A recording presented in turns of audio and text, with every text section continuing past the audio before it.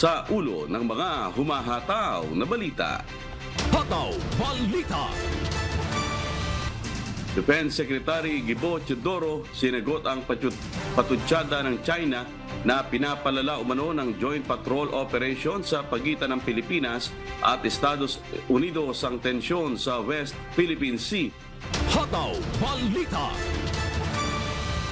Pangulong Ferdinand Marcos Jr. iginiit na hindi dapat makipagtulungan ng bansa sa International Criminal Court o ICC. Hataw Balita. Dating Senador Laila De Lima positibong mapapawalang sala sa kanyang huling drug case. Hataw Balita. Preliminary investigation sa kaso ng pagkawala ng beauty queen na si Catherine Camilon sasagawa na sa susunod na mga buwan. Hataw Balita. Transport Group na Manibela nagbantang palalawigin ang isinagawang tigil pasada na natapos noong nakaraang linggo. Hataw Balita. 3 linggong magkakasunod na bawas presyo sa mga produktong petrolyo, tinapos na ng panibagong oil price hike na ipatutupad bukas. Hataw Balita. Una sa ating mga humahataw na balita. Nanindigan ng Department of National Defense na may batayan ang ginagawang Joint Maritime Patrol Operation sa pagitan ng Pilipinas at Estados Unidos sa West Philippine Sea o WPS. Tugon ito ni Defense Secretary Gilberto Teodoro Jr. sa mga patutsada ng China na ang naturang aktibidad ay lalo lamang umanong nagpapalala sa tensyon sa pamamagitan ng pagsasagawa ng US-Philippine Joint Patrol. Ayon sa kalihim, ang China ang siyang naunang gumawa ng gulo sa pagpipilit na maangkin ang West Philippine Sea. Git pa ng kalihim na binabaliktad ng China ang katotohanan sa pamamagitan ng kanilang pahayag ukol sa mga nangyayari sa pinag-aagawang teritoryo. Samantala, sinabi ng kalihim na tiyak na masusundan pa ang joint operation sa pagitan ng Pilipinas at Amerika. Pakinggan natin ang pahayag ni Defense Secretary Gibo Teodoro. Sino ba nananakop? Sino ba ang kumukupkop sa South China Sea, no? Sa West Philippine Sea, lalo na. It is China. The Philippines is not stirring up trouble. This is the reverse of the truth. It's an absolute falsity for China to say that. And it is once again reversing the truth, consistent with its narrative. The Philippines is not stirring up trouble. Hataw Balita. Inilahad sa harap ng mga mambabatas mula sa Asia-Pacific Nations ni Senator Jinggoy Estrada na siya ring chairperson ng Senate Committee on National Defense na dapat matugunan ang sitwasyon sa West Philippine Sea dahil sa posibleng epekto nito sa kapayapaan at katatagan sa rehiyon. Paglilinaw ng senador, ang mga issue na kanilang binibigyang atensyon ay hindi para manisi o magkampihan kundi pagsasalamin sa commitment ng member states sa rules-based international order. Binanggit din ng senador ang posisyon ni President Ferdinand Marcos Jr. na ayusin ang sigalot sa diplomatikong pamamaraan at ang pulong nito kay Chinese President Xi Jinping sa APEC Summit.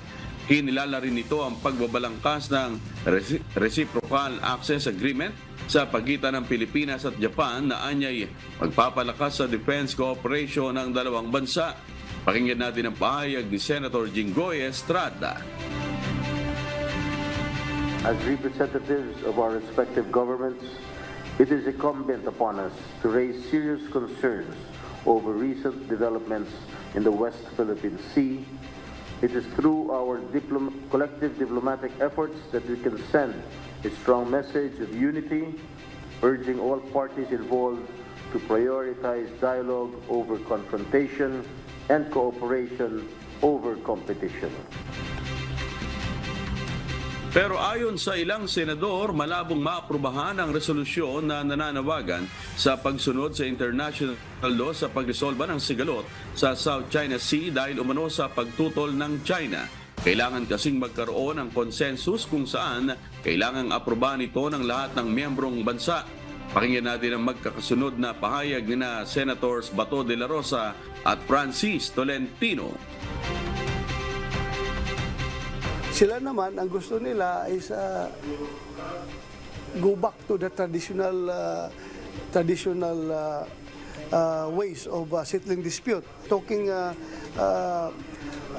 bilaterally, na walang pakialam yung mga ibang bodies like the UN, any UN bodies, no? Ayaw nilang recognize. Gusto nila yung traditional way, which is usapan between us. Ever since naman, ayaw nilang ma-involve yung other countries, but Vietnam is willing to enter into a dialogue concerning the code of conduct. Incidentally ngayon, may meeting with Vietnam and other countries. China lang ang ayaw. Hataw Balita.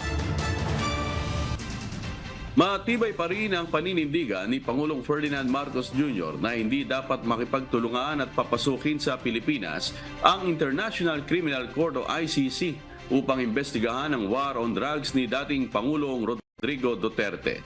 Ayon kay Pangulong, nananatiling usapin pa rin ang jurisdiksyon ng ICC sa bansa matapos ang pagkalas ng bansa sa Rome Statute ilang taon na ang nakalilipas. Iginit ni PBBM na may sariling judicial system ang bansa na maaaring humawak ng kaso. Tugon ito ng punong ehekutibo sa inihaing resolusyon sa House of Representatives na humihikayat sa gobyerno na makipagtulungan sa investigasyon ng ICC sa dating Pangulo.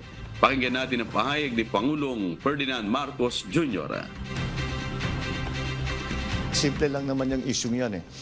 Hindi naman siguro tama na ang mga tigalabas, mga dayuhan, ang magsasabi sa atin kung sino iimbestigahan ng pulis natin, sinong aarestuhin ng pulis natin, sinong ikukulong ng pulis natin. Hindi naman siguro tama 'yon. Dapat Pilipino lang ang gumagawa niyan. As I have always said, there are still some problems in terms of jurisdiction and sovereignty. Now, if we can solve those problems, then that would be something else. But medyo fundamental yung mga question na ganun eh. Gayunpaman, nagpapatuloy pa rin naman anya ang pag-aaral ng pamahalaan kung kailangang magbalik bilang miyembro ng Rome Statute ang bansa. There is also a question, should we return under the fold of the ICC? So that's again under study. So we'll just keep looking at it and see what our options are. Hataw Balita. Nagsalita ang ilang senador sa panawagang muling ipasok ang International Criminal Court o ICC sa Pilipinas. Ipinahayag ni Senator Ronald Bato de la Rosa na nakahanda siya sa kung anuman ang maging desisyon ng gobyerno ng Pilipinas at hindi anya aatras sakaling matuloy ang investigasyon sa madugong war on drugs ng Duterte administration kung korte sa Pilipinas ang maglilitis nito. Pakinggan natin ang pahayag ni Senator Ronald Bato de la Rosa. I feel that I should be ready. I should be ready for any eventualities because the political situation in the Philippines is very, very, very fluid. So I have to be ready. Hindi lang naman ako nasusurprise. Everybody na nakarinig sa kanyang statement ay talagang masusurprise kung pabalikin, papapasokin. Pero kung study nga lang, it does not cause alarm to us. Ready. When I say ready, ready to fire, ready to speak, ready to sing, ready to dance, ready lang. Kung anong gawin natin, ready. Gayunman, naninindigan si Senator De La Rosa na hindi dapat makialam ang ICC sa Pilipinas pero rerespetuhin umano niya ang anumang magiging desisyon ng Pangulo sa usaping ito. But it is not an indicator that lalayasan ko kayo. Baka sabihin niyo, sisibat na si Bato, hindi ako lalayas. Harapin ko yan. Pag sinabi ng ating gobyerno, sinabi ng ating korte, Bato, harapin mo yan, dito ka sa amin humarap. Then, haharap ko. Harapin ko yan. Samantala, gusto naman ni Senator Francis Tolentino na mag-aabogado kay Senator De La Rosa at kalyado ni dating Pangulong Rodrigo Duterte na mapag-aralan ang magiging papel ng Senado kung muling papasok sa ICC ang Pilipinas dahil anya dapat na desisyon lang ito ng Presidente. Tumanggi naman ang senador na magkomento sa resolusyon sa Kamara na humihimok sa gobyerno na makipagtulungan sa investigasyon ng ICC. Pakinggan natin ang pahayag ni Senator Francis Tolentino. So, hindi siguro, sa tingin ko ngayon, baka mali ako, hindi siguro purely executive act lang, baka mangailangan ng concurrence ng Senate. Kasi parang papasok tayo sa bagong tratado. So tingnan natin kung anong implications nun. Hataw Balita. Samantala, malaki ang tiwala ni dating Senador Laila De Lima na mapapawalang sala o madidismiss sa kanyang huling drug case. Positibo rin ang former senator na makakamit niya ang tuluyang kalayaan sa mga darating na araw matapos ang matagal na panahon ng pagkakabilanggo. Sa ngayon, patuloy ang pagtatrabaho ng kanyang legal team para makamit ito. Ayon sa dating senador, wala nang dagdag na malakas na ebidensyang naipresenta ang prosekusyon kay dating senador Laila De Lima. Samantala, pinasalamatan naman niya ang mga walang sawang tumulong sa kanya sa loob ng 7 taon niyang pagkakakulong. Kasama sa kanyang pinasalamatan ang Administrasyong Marcos dahil sa paggalang umano sa proseso ng batas at ng hudikatura. Pakinggan natin ang pahayag ni dating senador Laila De Lima.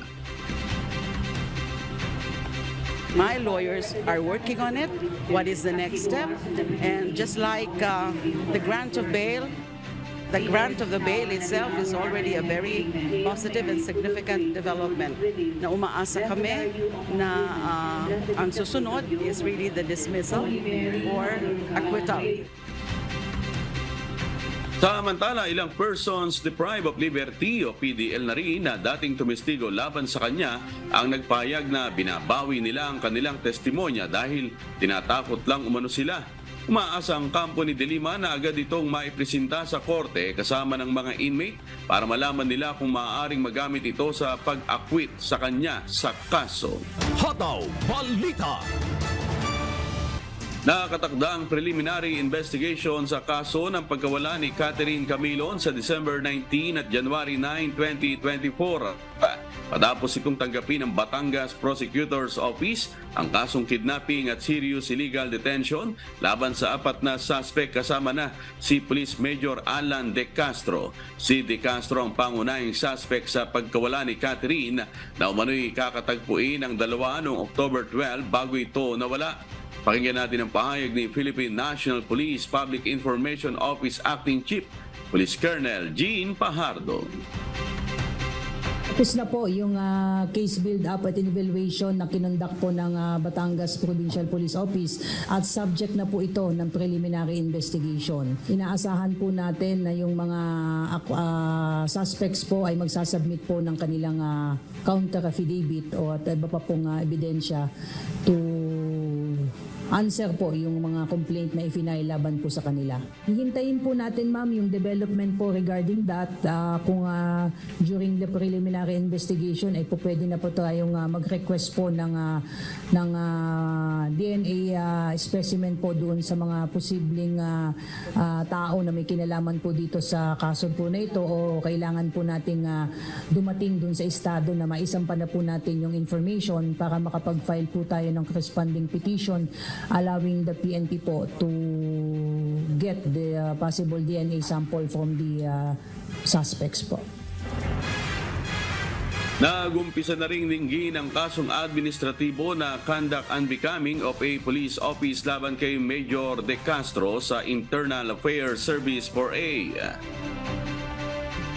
Nagkaharap po yung magkabilang partido diyan po sa opisina po ng Regional Internal Affairs Police Region 4A at nagsumiti po sila ng iba pa pong mga mga statements at inaffirm din po nung ating mga complainant, including po yung magulang po ni Catherine, pati na rin po yung isang kaibigan po niya na inaffirm din po niya yung kanyang statements na nagkaroon nga po ng exchange of messages between her and Catherine prior to her disappearance, pati na rin po yung sinasabing allegedly na pananakit daw po nitong si Major De Castro kay Catherine. Hataw Balita. Nagbanta ang transport group na Manibela na palalawigin nila ang isinagawang tigil pasada noong nakaraang linggo. Ayon sa grupo, i-extend nila ang nationwide transport strike hanggang ngayong linggo kung patuloy nilang ipipilit ng pamahalaan ang deadline ng franchise consolidation para sa Public Utility Vehicle Modernization Program o PUBMP sa December 31. Nagtapos nitong Biyernes ang 3 araw na tigil pasada ng Manibela. Sa pagtaya ng grupo, posibleng umabot sa 150,000 ang mga jeepney driver at operator sa buong bansa ang inaasahang makikiisa sa planong extension ng tigil pasada. Sa kasalukuyan, wala pang inilalabas na panibagong opisyal na pahayag ang grupo ukol sa kanilang plano kung itutuloy ang extended transport strike. Hataw Balita.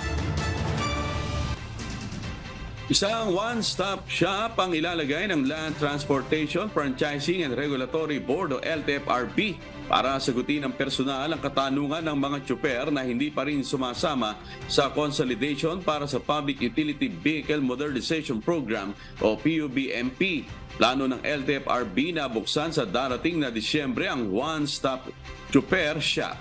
Ayon kay Celine Pialago, ang spokesperson ng LTFRB, maglalagay sila ng mga booth sa lugar ng LTO Central Office. Dito maaaring dumulog ang mga tsuper kung may nais pa silang linawin tungkol sa PUBMP o may iba pa silang concern sa LTFRB.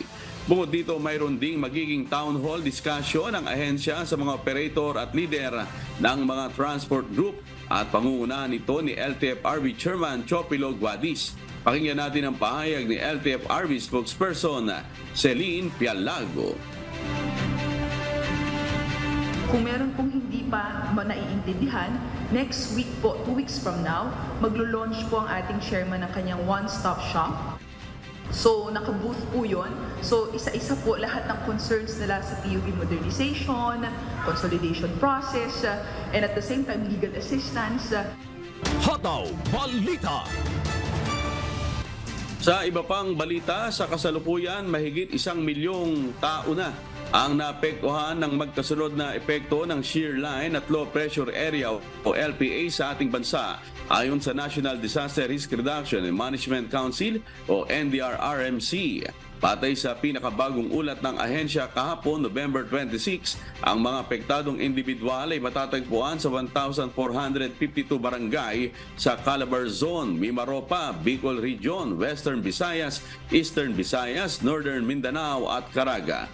48,411 na tao o 17,671 pamilya ang nailikas sa 156 evacuation centers, habang 32,699 individual o 9,357 families naman ang naghahanap ng pansamantalang tirahan sa labas ng mga evacuation center. 2 tao sa Eastern Visayas ang iniulat na namatay dahil sa epekto ng mga pag-ulan, samantalang 1 tao naman ang nasugatan. 17 sa kalsada at 3 tulay ang hindi pa rin madaanan at ilang lugar ay patuloy na nakakaranas ng brownout, problema sa supply ng tubig at putol na komunikasyon. Sa sektor ng agrikultura, umabot sa 119,897,021 ang halaga ng pinsalang naitala. Ang masamang panahon ay nagdulot din ng pagbaha sa 163 na lugar at 21 na landslide dahil sa pag-ulan. Hataw Balita. Nagpaalala ang Philippine Crop Insurance Corporation o PCIC sa mga magsasaka na maaaring masakop ng insurance ang mga pananim na maapektuhan ng El Nino. Kailangang rehistrado sa Registry System for Basic Sector in Agriculture para masakop ng insurance at subsidized ito ng gobyerno na programa ng DA. Maaari rin namang magbayad ng premium direkta sa PCIC.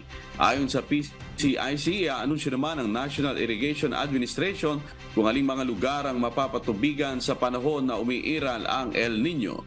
Pakinggan natin ang pahayag ni PCIC BDMD Department Manager Manuel Cortina. Yung pagtuyot or drought, covered po natin sa ating crop insurance. Ang makukover lang po natin ay yung mga irrigated o meron talagang source of water. Pero kung wala pa yung advisory po na cover na sila ng PCIC at talagang tinamaan sila ng tagtuyot or El Nino, maaari po silang mag-claim sa PCIC. Maaarian nilang umabot sa 18 hanggang 19 na libong kada hektarya ang makukuha para sa subsidized na programa.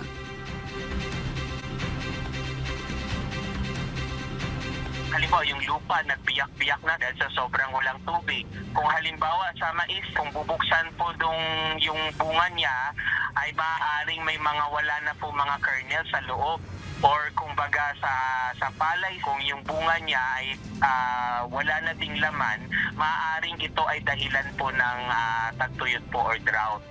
Hataw Balita. Ipinisara ng Department of Migrant Workers o DMW ang isang consultancy agency sa Pasay City matapos na makatanggap ng reklamo na umano'y nagre-recruit ito ng mga aplikanteng gustong magtrabaho sa ibang bansa, gayong wala silang permit at lisensya para dito. Ayon umano sa sumbong ng aplikante, hinihingan siya ng agency na 11 Seas Immigration Services ng 250,000 pesos na placement fee para makapagtrabaho sa abroad. Ayon sa DMW, isang consultancy agency lamang ang 11 Seas Immigration Services. Ibig sabihin, pagproseso lamang ng mga papeles ng mga ibig maging turista at mamasyal sa ibang bansa ang kanilang trabaho at hindi para tumanggap ng mga gustong magtrabaho sa abroad. Pakinggan natin ang pahayag ni DMW Officer in Charge, Undersecretary Hans Leo Kakda. Ang palusot nila, tinutulungan lang dalaw nila sa pagkamit ng work visa. Pero ang sabi namin sa kanila, kaduda-duda yon kasi yung pagkamit ng work visa sa pamamagitan ng pagtanggap ng empleyo sa isang bansa, ay yan na yung pinakamadaling proseso. Hindi kailangan ng tulong sino man yun. Doon pa lamang sa recruitment ng trabaho. Pinapakitaan na siya kung ano yung job opening, job order o ano pa man yan. At inihikaya at pinangangakuan yung tao ng trabaho. So yun ang pagkakasala nitong 11 Cs na ito kasi walang lisensya sa DMW. Karaniwan sa mga trabahong iniaalok ng mga ito sa kanilang mga mabibiktima ay ang truck driver at warehouse workers sa Poland at Canada. Sasampahan ng kasong syndicated illegal recruitment ang may-ari at tauhan ng nasabing agency. Aalamin din ng DMW ang kalagayan ng mga kababayan natin na sinasabing napaalis na ng 11th Seas Immigration Services. Ang consultancy service, immigration service, pag nag-recruit na yan, ibig sabihin, pag nangako na ng trabaho, nag-offer ng trabaho, nag-process ng trabaho, yan ay recruitment at kung walang lisensya, illegal recruitment ang tawag doon. Lalo na kung may pinapataw na malaking o tinataga na malaking halaga ng pera. Hindi nga kailangan makapaningin ng pera sa totoo lang. Basta nag-recruit ka, nag-offer ng trabaho, walang lisensya, illegal recruitment na yon sa batas. Hataw Balita. Oy, bad news po para sa mga motorista dahil matapos ang 3 linggong magkakasunod na bawas presyo sa mga produktong petrolyo, inaasahang magpapatupad ng oil price hike ang mga kumpanya ng langis bukas araw ng Martes, November 28. Sa inisyal na pagtaya ng oil industry players, posibleng tumaas ng 20 sentimos hanggang 50 sentimos ang presyo ng kada litro ng diesel, habang nasa 0 hanggang 30 centavos ang inaasahang dagdag sa presyo ng kada litro ng gasolina. Nasa 30 sentimos hanggang 50 sentimos naman ang inaasahang pagtaas sa presyo ng kada litro ng kerosene. Ayon sa Department of Energy, isa sa mga dahilan ng oil price hike ay ang pagbawas sa produksyon ng mga Organization of the Petroleum Exporting Countries o OPEC, kaya tumaas ang presyuhan sa world market. Gayunpaman, malit lamang ang naging pagtaas dahil bumaba naman ang demand sa langis ng Estados Unidos. Hataw Balita. Inaprubahan ng Senado ang 1.5 billion pesos na pondo ang pamahalaan para sa pagsasanay ng mga guro sa ipatutupad na matatag K-10 curriculum ng Department of Education. Si Jerry Galicia, humahataw. Hataw Balita. Mahigit 200,000 mga guro ang sasailalim sa pagsasanay para sa paghahanda sa ipatutupad ng matatag K-10 curriculum ng Department of Education o DepEd. Inilunsad ng kagawaran ang revised curriculum for kindergarten to 10th graders noong August 10 at magiging epektibo sa academic year 2024-2025. Binuo ang naturang curriculum upang bigyan ng solusyon ang mga hamon sa kasalukuyang pinatutupad na K-12 curriculum tulad ng cognitive demand imbalance, maraming nilalaman, pagkawala ng ilan sa mga kailangang learning competencies. Sumisimbolo ang matatag para magawa ang curriculum na may kaugnayan sa paghika ng aktibong kahandaan sa trabaho at pagiging responsabling individual. Isang hakbang din ito para mapabilis ang pagbibigay ng basic education services and provision facilities. Bunsod dito, inaprubahan na ng Senate Committee on Finance ang 1.5 billion pesos na alokasyon para sanayin ng mga guro sa matatag K-10 curriculum. Sinabi ni Senator Sherwin Gatchalian sa ilalim ng Finance Panels Committee report sa 5.768 trillion General Appropriations Bill para sa taong 2024. Una nang inirekomenda ni Chairperson on Basic Education Senator Sherwin Gatchalian ang 1.7 billion pesos kung saan target na sanayin ang nasa mahigit kumulang 200,000 teachers. Isinalarawan din ng senador na ang matatag K-10 curriculum ay gaya ng low-hanging fruits na makatutulong na mapabuti ang pag-aaral ng mga estudyante. Diyos ang aming sandigan, serbisyo publiko ang aming pinahahalagahan. Jerry Galicia, humahataw. Hataw Balita.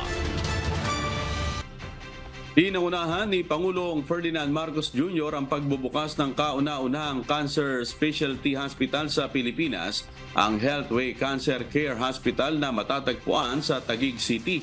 Ayon kay Pangulong Marcos, malaking tulong ang ospital na ito para magkaroon ng magandang kalidad na cancer care sa Pilipinas. Ang cancer anya ang isa sa mga nangungunang sakit na nakamamatay sa bansa.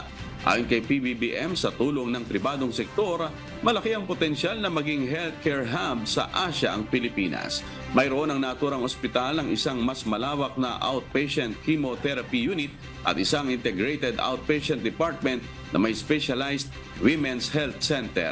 Pakinggan natin ang pahayag ni Pangulong Ferdinand Marcos Jr. With the help of HCCH, we can revolutionize the cancer care service industry in the Philippines through modern, state-of-the-art equipment coupled with leading medical professionals and oncologists. It will certainly positively reflect on the country's growing potential as a leading healthcare destination in Asia. Hataw Balita. Oras alas 5:42 na po ng umaga at sa pagpapatuloy ng Hataw Balita Pilipinas.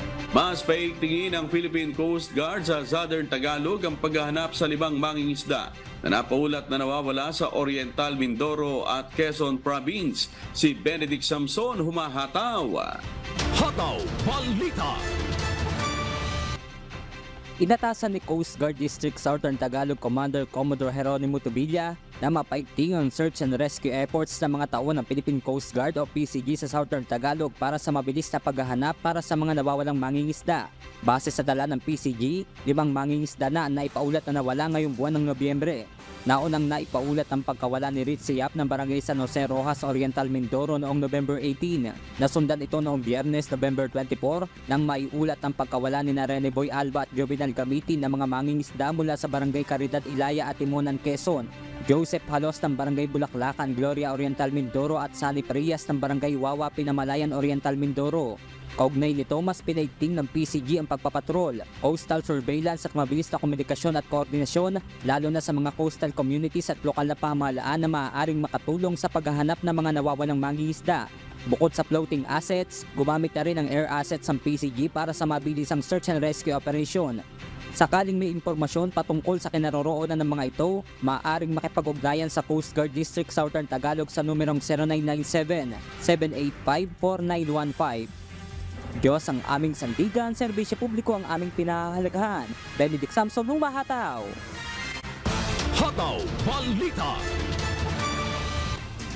Mga baril, bala at iba pang gamit ang narecover matapos ang engkwentro sa pagitan ng mga sundalo at armadong grupo sa Labo, Camarines Norte. Si Brian Baldarahe, humahataw. Hataw Balita. Nasamsam ng tropa ng militar ng 9th Infantry Sandigan Battalion ang iba't ibang armas at kagamitan matapos na makainkwentro ang tinatayang 15 armadong katao na pinaniniwala ang kasapi ng New People's Army o NPA sa bahagi ng Barangay Makugon sa bayan ng Labo, Camarines Norte nitong Sabado, November 25. Base sa ulat ng 9th Infantry Spear Division, nakasagupan ng tropa ng militar ang armadong grupo matapos na magsagawa ng operasyon para kumpirmahin ang isinumbong na presensya ng hindi kilalang mga armadong individual sa lugar. Nagkaroon ng palitan ng putok sa pagitan ng dalawang grupo na tumagal ng aabot sa 15 minuto. Matapos nito ay tumakas ang mga armadong individual. Dito na na-recover ng tropa ng pamahalaan mula sa encounter site ang isang M16 rifle, isang caliber 22 rifle, mga magasin ng M16 at M14, keypad cellphone, bag na naglalaman ng personal na mga kagamitan, 20 metro ng electric wire, radyo at mga subversibong dokumento. Wala namang naiulat na nasaktan o nasawi sa tropa ng pamahalaan, gayon din sa kabilang panig. Agaran din nagsagawa ng follow-up operation ng Philippine Army upang tugisin ang nagsitakas na mga armadong individual. Diyos ang aming sandigan, serbisyo publiko ang aming pinahahalagahan. Mula rito sa Camarines Norte, Brian Baldarahe, humahataw. Hataw Balita. Tinatayang nasa 500 milyong piso ang halaga ng mga programa at cash assistance na ipinamamahagi sa serbisyo caravan ni Pangulong Ferdinand Marcos Jr. sa lalawigan ng Isabela nitong weekend. Si Jerry Galicia, humahataw. Hataw Balita. Inilunsad ang ikawalong bagong Pilipinas Servicio Fair o BPSF ng Pamahalang Nasyonal sa lalawigan ng Isabela nitong araw ng Sabado at Linggo, November 25 hanggang 26. Tinatayang 500 milyong piso ang halaga ng mga programa at tulong pinansyal ang ipinagkaloob sa ating mga kababayan sa lalawigan ng Isabela. Ayon sa pamahalaan, kinikilala nito ang kahirapan na kinakaharap ng ating mga kababayan, lalo naman naninirahan sa mga dibdib na barangay. Ang lalawigan ng Isabela ang kauna-unahang lugar sa Cagayan Valley Region na naabot ng serbisyo caravana. 36 na ahensya ng gobyerno ang nag-alok ng 195 serbisyo sa nasa 100,000 benepisyaryo sa 2 araw na Festival of Services. Tinatayang 152 milyong pisong halaga ng cash assistance o ayuda ang naipamahagi para sa mga kababayan nating manasa probinsya. Kasama rin sa serbisyo ang Assistance to Individual in Crisis Situations o AICS program na inilaan ng Department of Social Welfare and Development o DSWD. 42,000 naman ang mga benepisyaryo sa 34 na munisipalidad ang napagkalooban ng cash assistance na aabot naman sa halos 140 million pesos. Ang serbisyo caravan ay naglaan din ng iba pang scholarship program mula sa Technical Education and Skills Development Authority o TESDA at Commission on Higher Education. Diyos ang aming sandigan, serbisyo publiko ang aming pinahahalagahan. Jerry Galicia, humahataw.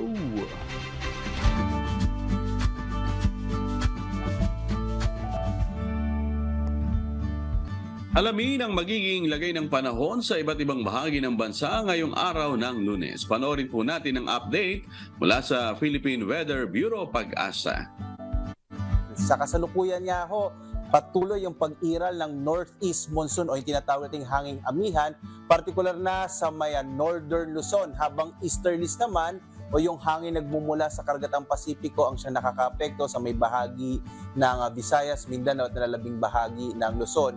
Mapapansin ho ninyo, bagamat meron tayong northeast monsoon sa northern part ng bansa at easterly sa nalalabing bahagi ng ating kapuluan, ay wala tayong shear line ho ngayon, no, kung saan yung banggaan ng mainit at malamig na hangin. Dahil ho yung temperatura at ang tinatawag natin temperature difference sa pagitan ho ng northeast monsoon at easterlies ay hindi ganoon kataas. At dahil ho doon, hindi masyadong nagkakaroon ng mga kaulapan na maaring tinatawag natin nga hong na shear line at maaring magpaulan, partikular na dito sa may central part ng ating bansa. Magandang balita din dahil wala rin tayong minomonitor na low pressure area sa kasalukuyan. Posible ho, hanggang sa pagtatapos ng buwan ng Nobyembre, bandang araw ho ng Huwebes, ay wala na tayong inaasahang magiging bagyo na papasok o mabubuo sa loob nga ng Philippine Area of Responsibility. Dahil ho doon, generally ngayong araw ay makararanas tayo ng generally fair weather. Sa may bahagi ho ng Northern Luzon, mga isolated light rains ang mararanasan. Sa iba pang bahagi ng bansa, mga rain showers and thunderstorms, dulot ng mga localized thunderstorms, ang maaari naman humaranasan lalo na sa hapon hanggang sa gabi. Tingnan ho natin magiging lagay ng panahon dito sa Luzon. Makikita ho natin dulot ng northeast monsoon o hanging amihan, asahan pa rin yung tinatawag ng mga light rains. So may hinang pag-ulan, ibig sabihin wala akong masyadong mga thunderstorms ang mararanasan sa Cagayan Valley at sa malaking bahagi ng Cordillera Administrative Region. Dito naman sa Ilocos Region, asahan yung mga isolated light rains, habang sa lalabing bahagi ng ating bansa, yung posible pa rin maranasan yung mga isolated rain showers and thunderstorms ano sa hapon hanggang sa gabi. May nakataas pa rin tayong gale warning, particularly dito po sa mga bahagi ng Batanes, Ilocos Norte, Cagayan kasama yung Babuyan Islands, at dito sa may bahagi ng Isabela. Yung mga baybayin ho ng mga nasabing mga lalawigan at mga lugar sa ating bansa, inaasahan pa rin natin magiging malakas yung pag-alo ng karagatan. Kaya hanggat maaari, iwasan mo nang pumalaot dito sa mga bahaging ito ng ating bansa dahil inaasahan nga natin na magiging napakaalo ng karagatan, dulot pa rin niya ng hanging amihan. So iwasan mo na pong pumalaot sa mga kababayan natin na may maliliit na sasakyang pandagat at maliliit na mga bangka. Ang araw natin sisikat mamayang 6:03 ng umaga at lulubog ganap na 5:24 ng hapon. Napanood po natin ang update mula kay Pag-asa Weather Specialist Obet Badrina. Tandaan, sa bawat araw na ating nasisilayan, tayo magpasalamat sa Diyos na may lalang.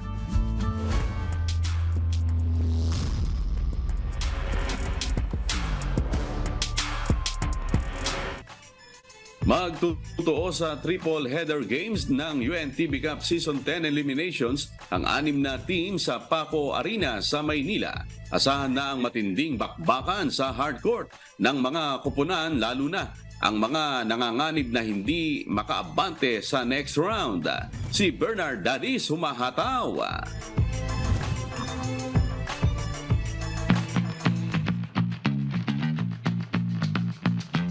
Malapit nang matapos ang first round eliminations ng 10th season ng Liga ng Public Servants. Nahati sa dalawang group ang 14 na team na nagtutuos para sa championship cash prize na 3 million pesos. Single round robin ang format ng eliminations, kaya may tig-6 na game ang bawat kuponan. Ang top 5 ang aabante sa next round, habang ang rank 6 at 7 ay magpapaalam na sa liga. Kaya naman asahan ang mas exciting na ball games sa triple header bukas, araw ng Martes na gaganapin sa Paco Arena sa Maynila.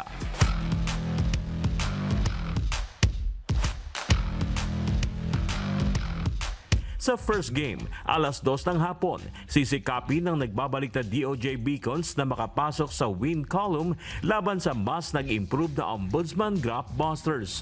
Wala pang talo ang Ombudsman sa kanilang 2 laban, habang ang DOJ ay wala pang panalo sa 3 laban.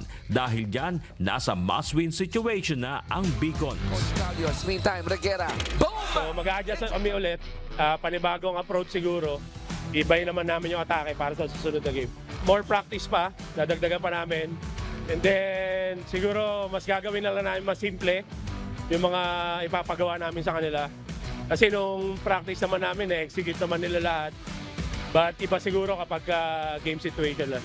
Kailangan namin sigurong mag-double time dun sa aming effort, sa rebounds, tsaka yung 50-50 balls, and then yung running game namin, medyo tsaka yung transition namin. Kailangan namin magawa yun from offense to defense.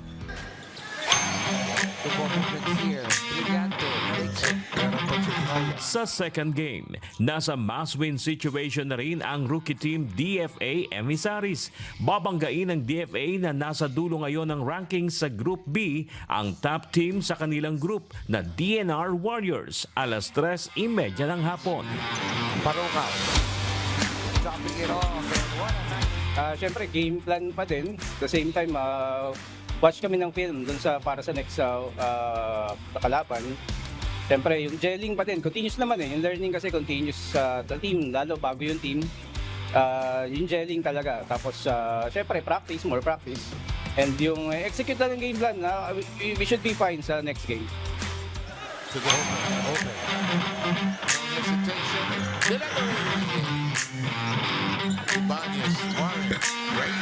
At sa main game, magkakaalaman naman sino ang makakasungkit ng ikatlong panalo sa sagupaan ng NHA Home Masters at Judiciary Magis. Alas 5 ng hapon, kapwa may tig-2 panalo at 1 talo ang NHA at Judiciary. Matagal na rin naman namin silang kalaban, kailangan play hard lang kami. Kung ano man yung pinapractice namin dun sa aming training, kailangan ma-execute namin sa game namin. Mas mag-a-adjust kami sa defense namin. Kasi sa offense wala naman kaming problema. Nagka-problema lang talaga kami sa defense namin. Siguro more aggressive. Mapapanood pa rin ng live ang UNTV Cup Triple Headers sa YouTube channel ng UNTV Sports. Bernard Dadis, UNTV News and Rescue. Diyos ang aming sandigan, serbisyo publiko ang aming pinahalagahan. Hataw Balita. Ayan, at may pinapa-shoutout si Brad Wilbert at si Brad Louie Lipanya. Kaya lang, ano na tayo? Ang bilis po kasi ng oras. Tayo po ay nag-aanyaya sa darating po na December 4, araw po ng Lunes yan, alas 7 po ng gabi para po sa panibagong session ng mass indoctrination ng MCGI sa official MCGI social media accounts. Kabilang po ang MCGI channel, ang official YouTube channel ng Members Church of God International. Patuloy rin po namin kayong inaanyayahan na makisa sa Global Prayer for Humanity tuwing Lunes hanggang Biyernes alas 9:30 ng gabi. Ito po yung naka-stream ng live sa lahat ng MCGI social media accounts. Ang Global Prayer for Humanity ay bukas po sa lahat, anuman ang inyong relihiyon o lahi. At sa aming ibabahaging mga salita ng Diyos na ating sandigan, mula sa awit 111 talatang 10. Ang pagkatakot sa Panginoon ay pasimula ng karunungan. May mabuting pagkaunawa ang lahat na nagsisisunod ng kanyang mga utos. Ang kanyang kapurihan ay nananatili magpakailanman.